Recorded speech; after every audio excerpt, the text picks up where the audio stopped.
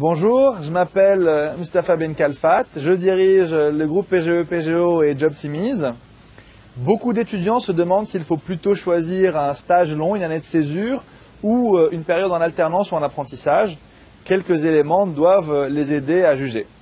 Alors d'abord, les avantages de l'alternance ou de l'apprentissage.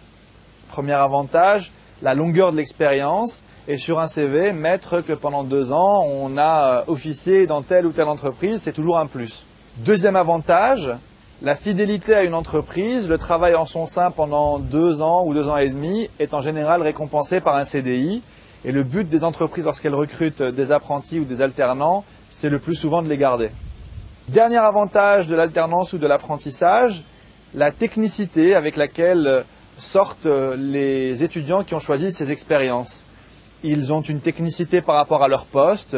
Quelqu'un qui a travaillé au département contrôle de gestion sortira avec de solides connaissances et de solides savoir-faire et une vraie maîtrise. La connaissance du secteur est également un précieux atout dans des perspectives professionnelles immédiatement consécutives à cette période en alternance ou en apprentissage.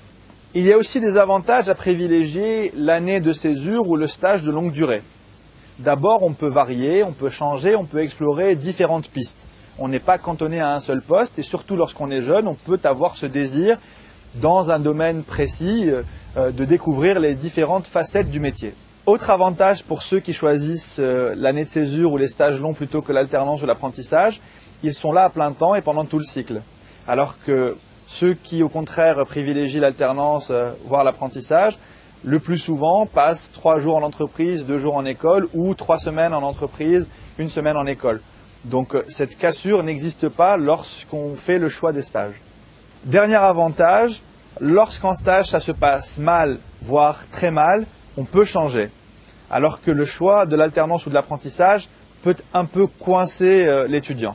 Donc cette souplesse, pour ceux qui ne sont pas tout à fait sûrs de leur avenir professionnel immédiat, peut être utile, voire précieuse. Alternance, apprentissage, stage ou césure. Dans la compétition que se livrent ou que se livreront les cadres juniors sur le marché de l'emploi, le plus important, c'est surtout de soigneusement choisir les missions et de trouver justement des postes en stage, en alternance ou en apprentissage qui correspondent à ses attentes et qui serviront au mieux le début sur le marché de l'emploi, le début dans la vraie vie professionnelle.